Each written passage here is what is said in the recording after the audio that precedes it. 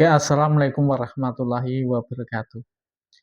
Menepis tuduhan-tuduhan yang mengatakan bahwa Ahmad Sarah ini adalah anteknya Amerika, anteknya intelijen Inggris, anteknya Israel, karena Ahmad Sarah dituduh tidak mau bertempur dengan Israel. Tuduhan ini sangat ngeri ya. Itu yang nuduh banyak sekali ya, kelompok-kelompok mana sudah kelihatan. Seperti kelompoknya Syiah sudah pasti itu, yang kemudian kelompoknya ISIS, kemudian kelompoknya SDF, kemudian kelompoknya suku Druze, ya kan. Itu sekarang terlihat ya mana yang menuduh dan memfitnah bahwa Ahmad Sarah itu agen intelijen dari Barat atau Amerika ya, terutama Amerika. Sekarang itu gini ya, kalau melawan Israel, sekelas negara Suriah yang baru membebaskan rakyatnya Muslim Sunni Suriah yang ditindas, dibantai oleh pasukan rezim Syiah Bashar al-Assad dan sekutunya. Itu kita lihat bahwa kondisinya sudah berapa tahun mereka bertempur, dari 2011 sampai 2024, 13 tahun, 14 tahun, 14 tahun kurang lebih ya. Terus berperang, kondisinya gimana? Kondisinya rumah-rumah hancur, gedung-gedung hancur, desa-desa hancur. Sekarang itu posisinya alat militernya itu kemarin-kemarin ya memang ya dapat bantuan dari Turki ya, dapat bantuan dari Turki, kendaraan militer ya, kendaraan militer untuk ngangkut, dan tank belum ada yang bantu. Itu tank bekas-bekas saja dari peninggalan rezim Syiah Bashar al-Assad. Dan senjata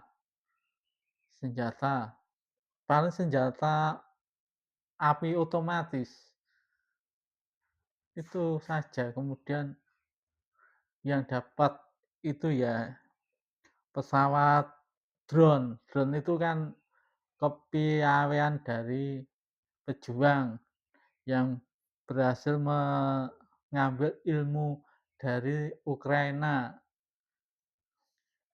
mentransfer ilmu drone yang ada di Ukraina, drone Shahen. Nah itu kan, itu karena drone-nya drone buatan sendiri ya, drone buatan sendiri. Kok dituduh antek Amerika? Kapan tentara pejuang Ahmad Sarah ini mendapatkan bantuan militer dari Amerika? Kapan, coba jelaskan. Terus dananya kapan dapat dana? Memang benar kalau pasukan Ahmad Sarah itu didukung oleh Turki, memang benar itu.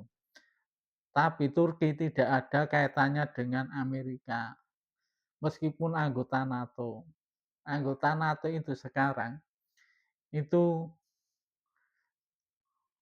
sekarang Amerika mau menyerang Greenland di Denmark. Banyak anggota NATO yang berasal di Eropa itu mau melawan hegemoni dari Amerika. Banyak pasukan-pasukan NATO yang ada di Eropa membela Greenland, Denmark. Jadi tidak ada kemudian sebagai anggota terus kemudian dianggap dia adalah anteknya Amerika. Itu narasi-narasi yang terus dibangun untuk memojok-mojokkan mereka-mereka yang justru selama ini membela kaum muslimin Sunni Suriah, kaum muslimin di dunia ini. Bantuannya hanya bisa seperti itu. Lebih lanjut lagi mungkin ya sesuai kemampuan ya untuk membela, gitu kan. aneh sekali orang-orang yang menuduh bahwa Ahmad Syarah itu adalah antek Amerika karena tidak mau menyerang Israel demi membela Palestina. Sabar ya, sabar. Menyerang Israel butuh strategi yang besar. Rakyat Suriah itu butuh kenyamanan, butuh pertahanan, perlindungan dulu. Kalau belum dilindungi, bagaimana akan membangun kekuatan militer di Suriah? Belum hidupnya sudah murat-marit, mengungsi kemana-mana, mau bertempur dengan Israel, kembali ngungsi lagi ya. Kemana lagi ngungsinya kan? Bingung kan? Ini baru kembali menata ulang kehidupannya di Suriah. Senjata-senjata kemampuan militernya di Suriah itu belum maksimal. Pesawat pesawat tempur punya enggak di Suriah? Belum ada, ya. Pesawat tempur tidak ada. Kalau ada paling mangkrak tidak bisa dipakai. Adanya helikopter biasa ya. Bagaimana melawan Israel? Tidak ada penangkal rudal yang bisa menangkal rudal dari negara luar. Seperti kalau perang dengan Israel, menangkal rudal Israel apa punya. Tidak ada penangkal rudal untuk melawan merudal pesawat, tidak ada. Ya mau hancur lagi gitu kan. Yang menyuruh Suriah harus berperang dengan Israel. Suriah pengen hancur lagi. Ya, itu logikanya dipakai gitu kan. Nggak asal-asalan. Lalu Suriah disuruh perang dengan Israel. Itu SDF itu sudah menguasai 40% dari negara Suriah.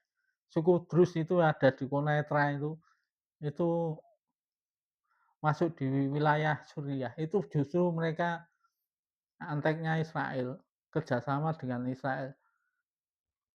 Gitu. SDF itu yang juga justru anteknya Amerika itu kan.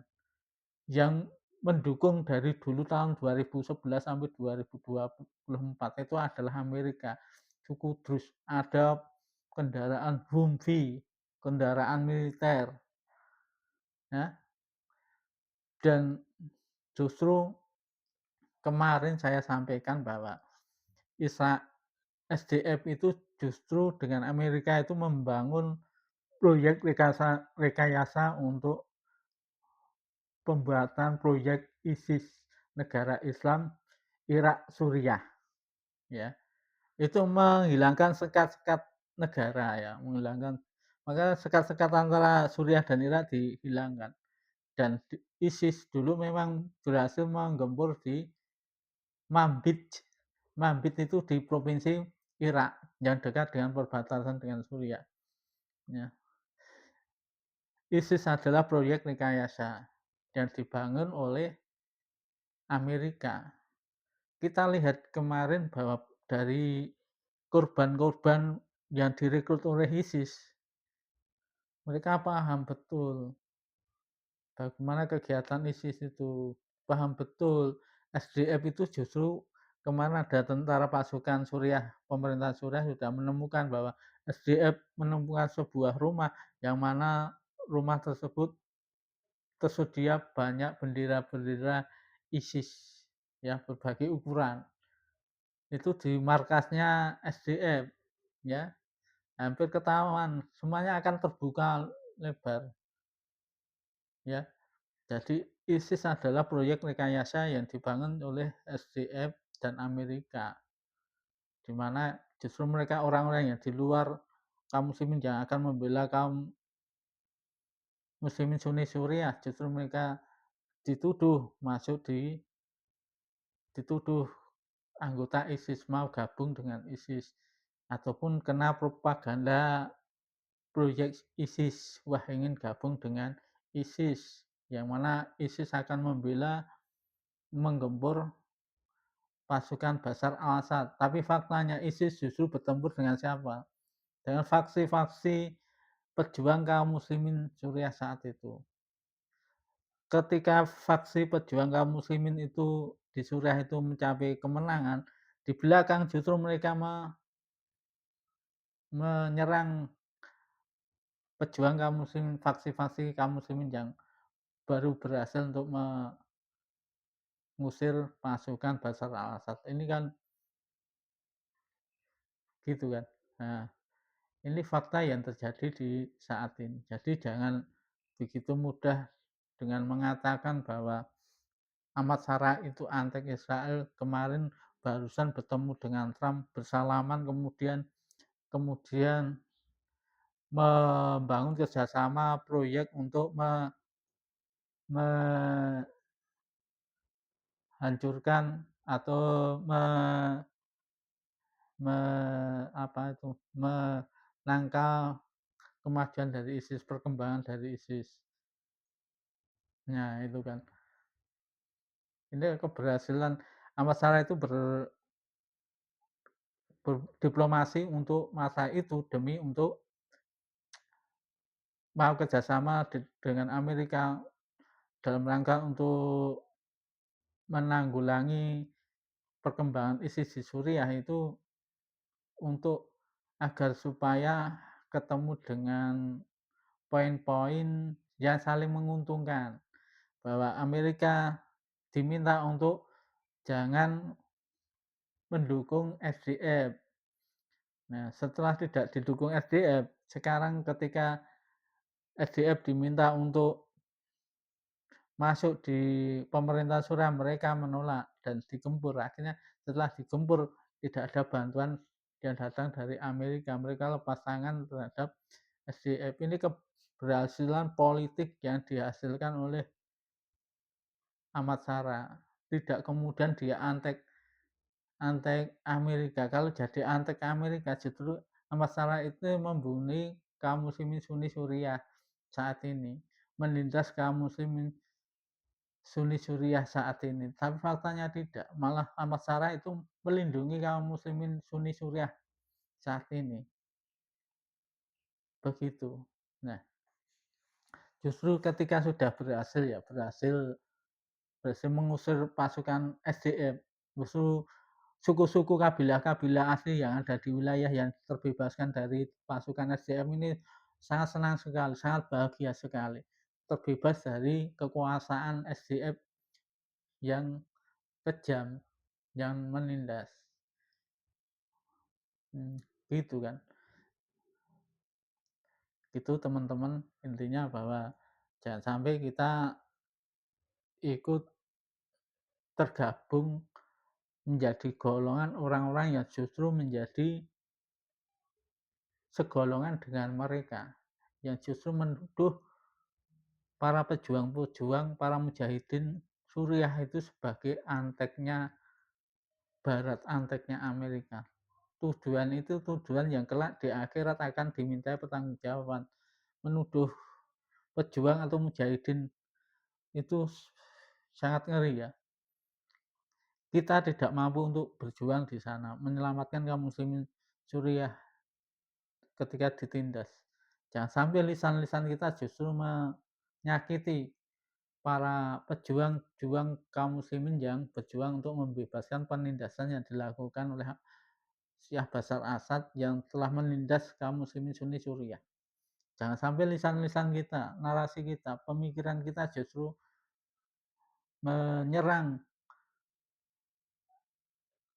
Ahmad Syaraat dan pejuang-pejuang Sunni Suriah dengan tuduhan-tuduhan fitnah-fitnah yang tidak benar.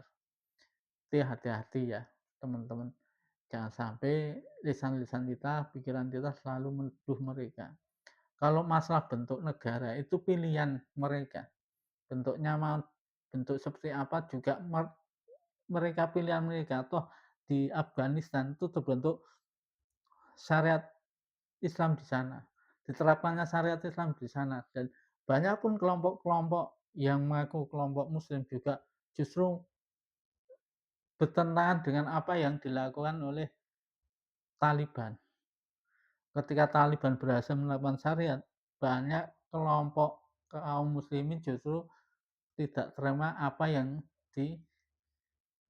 dibentuk di Afghanistan. Wah, di Afghanistan belum sempurna syariatnya. Gimana lagi ini orang?